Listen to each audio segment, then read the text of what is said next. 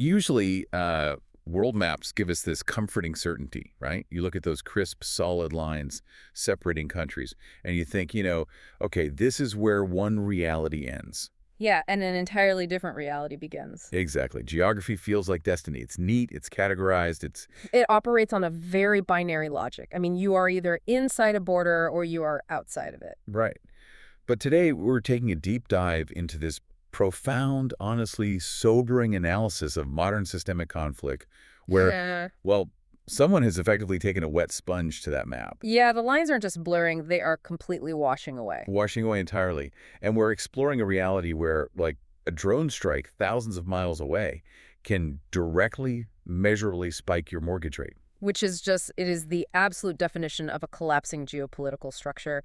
We're looking at a reality where those neat borders on paper mean almost nothing on the ground. So the source material we're unpacking today is this extensive analysis titled The New Middle East War, a systemic crisis, Yeah. not a single conflict. And it details the massive, just cascading fallout from the events of February 28th, 2026.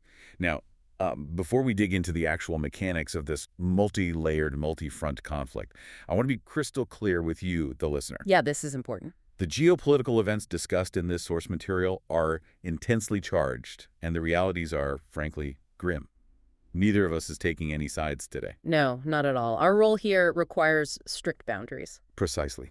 We are not endorsing any of the actions, the military policies or the viewpoints described in this text. Our sole mission is to impartially report and map out the factual content and the arguments contained within this document. Just helping you understand the original author's perspective on these events, nothing more. Exactly. So, dropping right into the central thesis. And it's a heavy one. It really is. The text argues that what we're watching is not just another Middle East war. It's this regional conflagration that marks a shift into a brand new era of, and this is a, quote, engineered instability. Yeah, engineered instability. It's a phrase that just stops you in your tracks. The text is basically arguing that we are witnessing the complete collapse of the old geopolitical order. But to understand why the entire global system is rattling right now, we first have to look at the unprecedented spark that ignited it, just over a month ago. The trigger point. Right. According to the text, the trigger was February 28, 2026. The United States and Israel launched these massive coordinated strikes on Iran. And the critical variable there was the outcome. Yeah. The strikes killed top leadership, including Supreme Leader Ali Khamenei. Right. And what the analysis points out is that you really have to view that strike not just as a military decapitation, but as an ideological one. The author insists that the response to this wasn't merely retaliation in the traditional sense. It was an ignition. Right. The conflict immediately mutated. It stopped being a direct linear confrontation between like a U.S.-Israel coalition and the Iranian state. Okay, let's unpack this because understanding how this network operates is really the key to the whole document. Yeah. We used to think of war like a chess match, right? 2 players, 1 board. Right. Very contained. But a networked proxy war doesn't work like that. It's no longer a chess match. It's like a multi-board game happening simultaneously, where moving a piece on one board causes pieces to fall over on entirely different boards. That is a brilliant way to conceptualize it, and it perfectly aligns with the threat distribution outlined in the text. Like the specific details they give. Yeah, exactly. The document points out that Hezbollah immediately opened a high-intensity northern front in Lebanon. Wow. At the exact same time, you had the Houthis escalating their ballistic missile campaigns in Yemen. But perhaps the most destabilizing mechanism, the author notes, is what happened in the Gulf states. Right. The internal sabotage. Yes. They began reporting internal sabotage threats and the sudden activation of sleeper cells.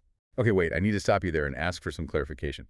Because when we hear the term sleeper cell, we immediately think of, like, spy movies. Sure, James Bond stuff. Yeah. But in a networked proxy war, what is the actual mechanism?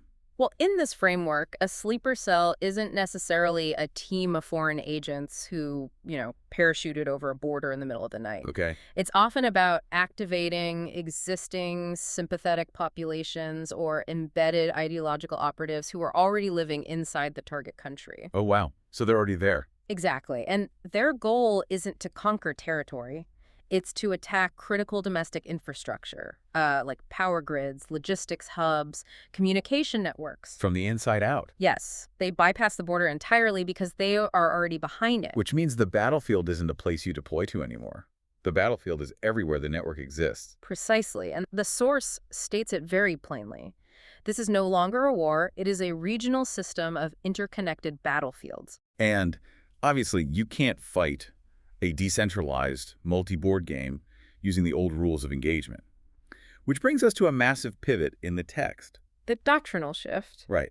The realization that this proxy total war requires a completely different approach has led directly to a dramatic shift in military doctrine, specifically for Israel. Yeah, and to understand that shift, you really have to look at what it replaced. The text explains that historically, Israel's military doctrine relied heavily on containment. Like keeping threats manageable. Keeping a lid on a boiling pot. Exactly. Keep the adversary deterred enough that they don't cross a certain red line. You tolerate a manageable level of friction just to avoid an all-out war. Right. But the source argues that post-February 28, containment is officially dead.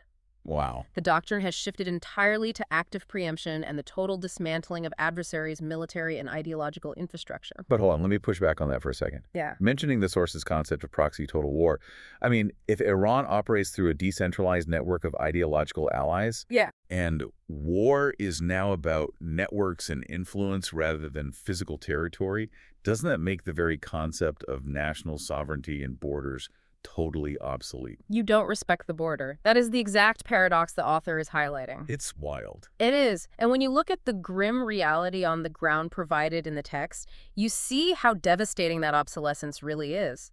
Because the borders may be obsolete for the militaries flying drones over them, but they are terrifyingly real for the civilians trapped inside them. Yeah, the statistics they provide are just staggering. They really are. The document cites the deployment of multiple U.S. aircraft carrier strike groups, which signals preparation for a prolonged systemic conflict. Right. Meanwhile, you have continuous Israeli strikes in Lebanon, Iran sustaining its massive missile campaigns, and the text reports over 3,000 deaths and millions displaced already. Millions. Millions. The military theater has completely overrun the civilian sphere. Because, as the text points out, the erosion of borders in the military theater directly causes a hemorrhage of stability into the civilian and global spheres. Exactly. Because the war is networked, the fallout is entirely globalized. Which brings us to the part of the analysis that shows how this regional conflict reaches right into the wallet of every person listening to this.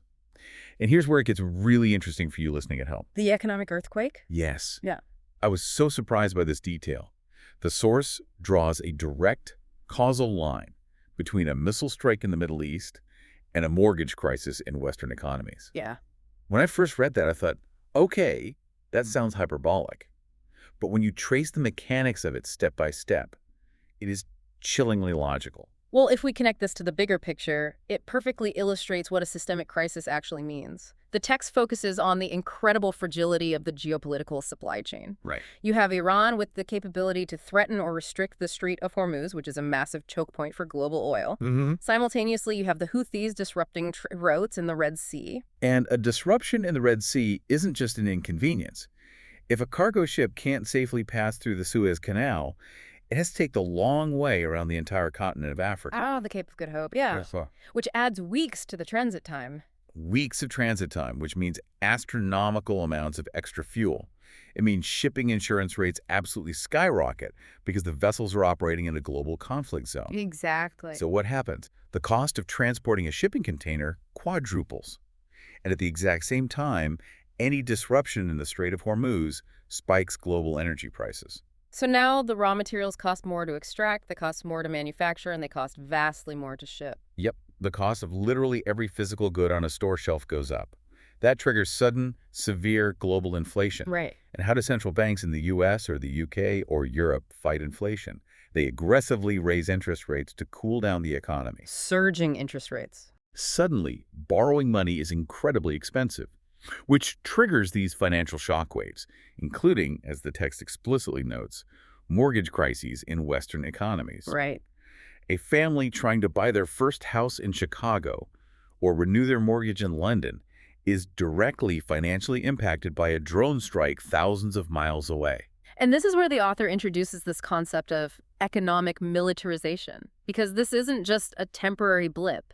If the oceans are no longer safe by default, nations are going to have to surge their military budgets just to protect these vulnerable trade routes. We're looking at a highly fragmented global trade system. While all this fragmentation is happening, the document points out that the major global players aren't just reacting randomly, they are calculating. Oh, absolutely. The text notes how the U.S. global dominance is actively being tested as it expends massive resources trying to enforce this fracturing global order. Right, trying to keep those shipping lanes open. Meanwhile, China's role is described as strategic patience. They're waiting and observing. Which makes perfect sense for them. Why intervene when your primary rival is draining its treasury, policing the ocean? Exactly. And then Russia is engaging in opportunistic diplomacy, taking advantage of the shifting spotlight. So if the global economy is fragmenting and global powers are realigning to take advantage of the chaos, we have to face some highly uncomfortable questions that the source raises. Like, what does this new normal actually look like? And the analysis dives right into that gray area. It really does. It rapidly fires off these profound controversies. For instance, looking back at that inciting February 28th strike, Yeah. was that actually preventative? Was it truly meant to stop an imminent nuclear escalation? Or was it purely provocative, a calculated move to trigger this wider war? The text leaves that open, but it asks even deeper questions, like, is regime change the unstated hidden objective here? Right. And can decentralized proxy networks ever truly be defeated by a traditional military force? Which is where the text brings in a fascinating variable, the role of modern technology. Yes, the tech factor. So what does this all mean for the future of warfare? Because the text points out that with AI, advanced drones, and precision remote strikes, a military can hit a target thousands of miles away. Without putting a single soldier on the ground. Exactly, which dramatically reduces the political cost.